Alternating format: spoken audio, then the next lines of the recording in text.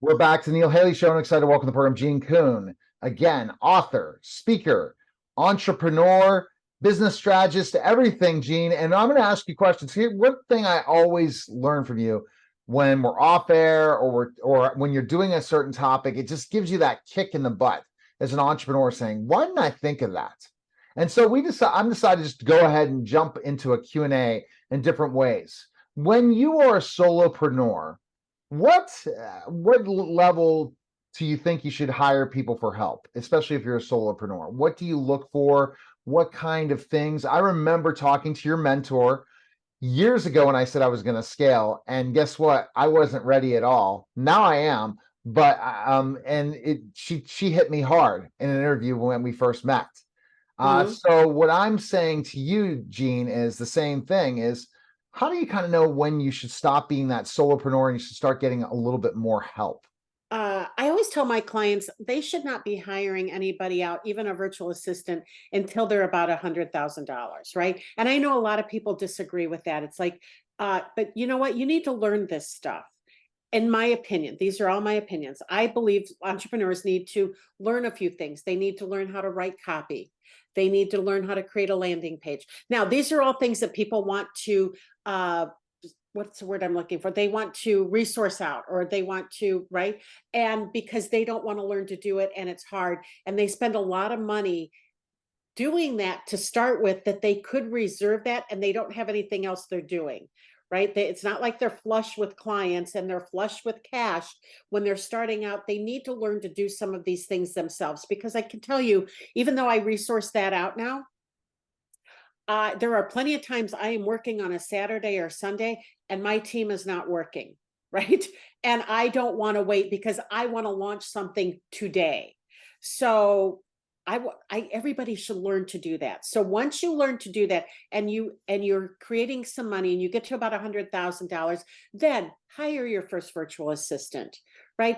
Hire somebody who can help you, but you can't hire somebody and pay them to do everything you need to do if you're not making any money. So the first thing is start making money. And when you start making money, you make that $100,000 and you find out you're getting it, like, let's just say, more of a referral-based business. And you really got to get more sales, meaning like you're getting referrals because you're really doing a great job. But now if you're going to outsource, and I've had a conversation with an entrepreneur months ago, and she said, well, I can't hire more people till I get more sales. And I'm at a certain point, and yeah, I can grow through referrals, but if extreme growth, I don't have a team. I don't have that. So kind of explain specifically enough how that process works to kind of really identify referral versus sales. Like you can really scale this or continue to hire first virtual assistant, then somebody else. Nothing huge, but you make sure when you pay them, you make that money back in sales. If Right. you're just doing it to free up time, you're never going to grow. No, as a matter of fact, you would never, ever, ever in a million years hire to free up your time. You only hire to grow.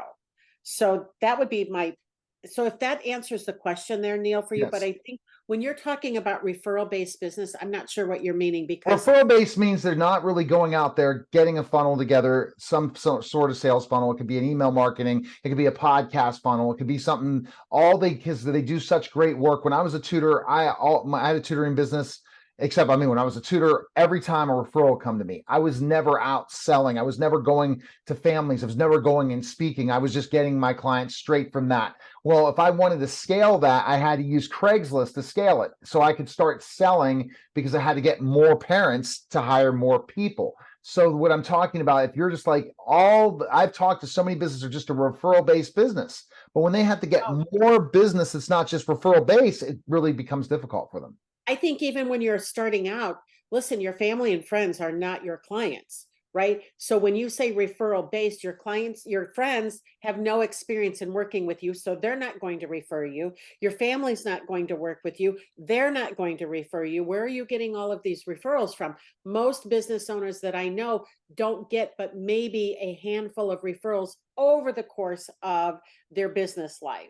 Right? If they're a service-based business, it doesn't matter how great of a job they do. They're not going to get referrals from family and friends. They might get it from other clients. Other clients, for sure, other clients. But that's all they get their business from. But then if they looked at a scale and all these different things, they got to write things down and plan things out, like write a business plan. So that's the next question. How many people are you working now? Because things have changed. Everyone just goes with the flow and says, I'm going to go. How important is a business plan in the process? So if you're talking about that 30-page business plan that you have to put together to get a loan, if you need a loan, you got to put that together. But honestly, my business plan, I literally create on a sheet of paper for my people, and I give them the 3 or 4 strategies they should be using consistently to grow their business. And then once they get to a certain level, then we review that plan. But it is nothing major. It is not like, honest to God, it's not a 30-page plan. If you can't look at it on one sheet of paper, how could you possibly follow it, right? So I give them strict, easy, simple. Let me say this. They're simple strategies, but they're not easy to do. And why isn't it easy to do? Because it's really difficult for people to be consistent on what they're doing, right? It's hard for me to stay consistent on what I'm doing. So the business plan is literally 4 or 5 things they need to be doing, start doing right now. And income producing activities is always the number one piece on the puzzle. If something's working really well, and this is where you get most of your revenue generating, when you work your clients, say, okay, it's speaking at Rotary clubs, and then they're saying, I'm going to go do this thing that's going to be speaking somewhere here, and I think it's going to develop and all these different things, or I'm going to try this email marketing strategy or this other funnel, and I'm really doing well at this. What would your advice be? If you're doing really well at something, listen, I'm all about rinse and repeat. So you rinse and repeat until that strategy does not work for you any longer, if ever it stops, right? So you don't just jump from one thing to another, just trying to find something better. If you've got something that's working and bringing in revenue on a consistent basis, you don't stop that. You just keep rinsing it and repeating it and figuring out how you can scale that up, right? How can you scale your speaking into more leads? Where else can you speak? Not just on your own podcast. Whose podcast can you get on that needs to hear you? What conference needs to hear you speak? What organization, association needs to hear what you have to say in order to help them grow their businesses? That's why I'm scaling. So I have time for those things. And then that's because what I do is, Gene, is I get a guest on and then they become a client of mine. And that's my best revenue generating thing. And you can have as many interviews as possible, especially if you're able to produce 5 hours of programming and over 20 interviews a week. So it's a really good face. But once you get to a certain point where, let's just say you've reached your maximum capacity for that activity to get sales, you should try something else that's similar to that. Sounds like what you're saying. Well, I think if you've reached maximum capacity and you have not increased your revenue enough to start bringing on team to do some other things for you, have you really reached maximum capacity? No, you haven't. Exactly. So no, you don't quit the one thing that's working. But you should have, every entrepreneur should have at least 3 or 4 lead generating strategies. And 3 or 4, not 3 this week and 3 different ones next week and 4 the following week. 3 or 4 really solid lead generating strategies in your business, and stop screwing around with everything else. Let go of all the other things. No offense, let go of the threads. It's bringing in one potential client every 4 or 5 months. Let go of the stuff that's not working and focus only on the stuff that is working. I love doing my podcast. It is not revenue generating, but I do it from a place of, it gives me a lot of joy to do it. I don't care about that, right? Is it something I'm going to let go of? No, I really like to talk to people. I might be considered chatty. So when I do something, I want to make sure I'm going to make money at it, if it's right? But then there are those little joy projects you do once in a while. Right. Don't do so many joy projects that you let go of the income projects, right? So you're getting me going. Now, I'm telling you, the podcast, wait to start the events if you're meeting people, and invite them on your show right after you meet them. That would be my tip. So basically, you go speak at an event, and some of the people really aren't interested in going to your next stays. Get them on your podcast. pick those people to be the podcast guests. Go ahead. You know what? I just spoke at an event in Dallas last week or week before, I don't know. And the funny thing is I invited everybody who they turned in this little card, right? And then I said, write the word podcast on the back if you want to be on my podcast. And out of a few cards that I got back, I think about half of them wrote podcasts. 7 or 8 people wrote podcasts. Do you know I reached out to all of them the following workday. And do you know how many have responded? How many? 3. Do you want to know how many canceled before their podcast? How many? 1, right? 1 already canceled the day of his podcast. So while I love that strategy, right? Doing it and inviting people there. The problem is people can't stay focused enough to do what they say they're going to do. And that's where the whole process of live versus recorded, 2 different things, right? You're doing a record, you say, okay, I can do it 6 a.m. I can do it whatever time. That's what I do. I never go live. But this is great. Well, I guess I'm adding a little bit of this Q&A in this process too, of what my experience is. So what I'm saying is let's go just to me now. One thing I have not focused on, and now I will because I'm scaling, is to start to speak locally in Pittsburgh, speak more do more virtual speaking and be guesting on other people's podcasts. I've gotten business from guesting on other people's podcasts. What do you recommend when to be able to fit that time in? Here's the problem: time.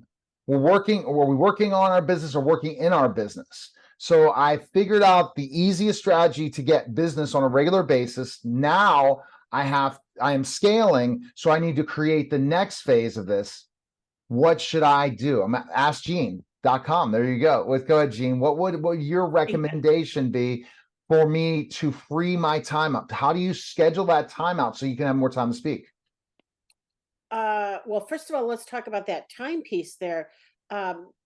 You know what? I think podcasters, right, need to do a bet. Not saying you, Neil, but I think I've been on a lot of podcasts. They're like, I do this podcast in January, and they're like, okay, so your podcast is going to go live in July.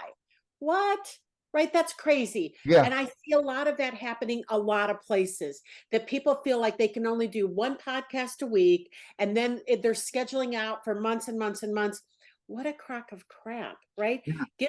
Get the best thing you can do to your podcast guests is get those podcasts up as fast as possible, right? Who cares if you're putting 2 or 3 or 43 podcasts out a week? Do you care? I don't care. I produce about 30 sometimes a week. So there you go. And where I'm on camera, but I'm asking now, time management. How do I now how much time do I need to block out so that I pick a day that I'm going to go into Pittsburgh and speak at a Rotary Club, right? These are goals I'm going to be setting for 2024, not now, because we're at the end.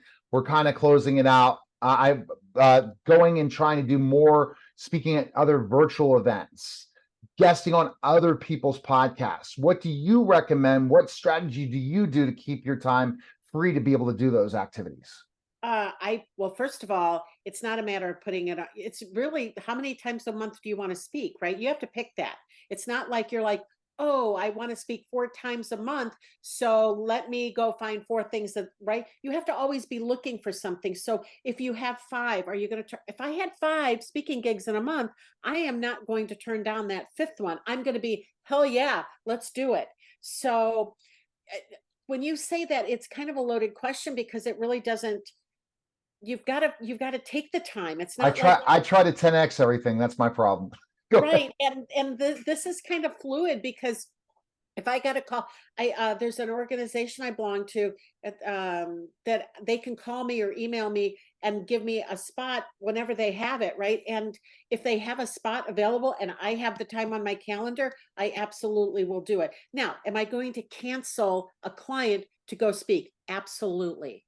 Right? Because I would want my client, and I tell my clients, if you have an opportunity to go speak, let's reschedule your calls, right? Or your call. And I will ask them, I said, I have an opportunity to go speak. I'd like to reschedule your call. So yeah, sometimes you just have to mess around on your calendar and move things around to make it work for you. Because when you start seeing all the leads, Neil, that will come in from speaking, you definitely, we all need to generate new leads every single week. Every single week we need to be generating probably at least 30 or 40 new leads a week Oh, to wow. talk to.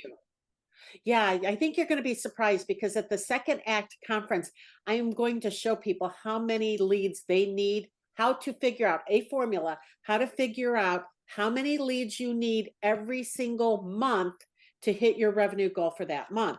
And honestly, it's quite a bit more than you would even possibly imagine. How are you going to generate that many leads? Getting in front of a big enough audience. How do you do that? Speaking.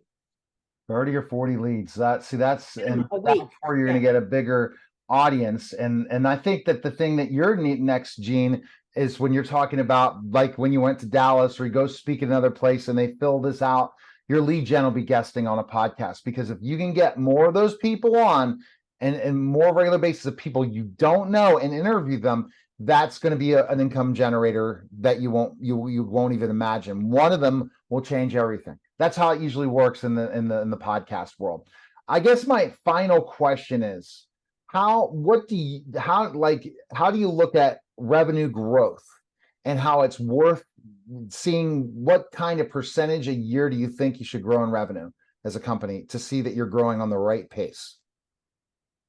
Well, I think that's an interesting question. So I don't know that there's I don't know that I would answer it like other people, right? I think I would answer that is you should set a goal every single year, right?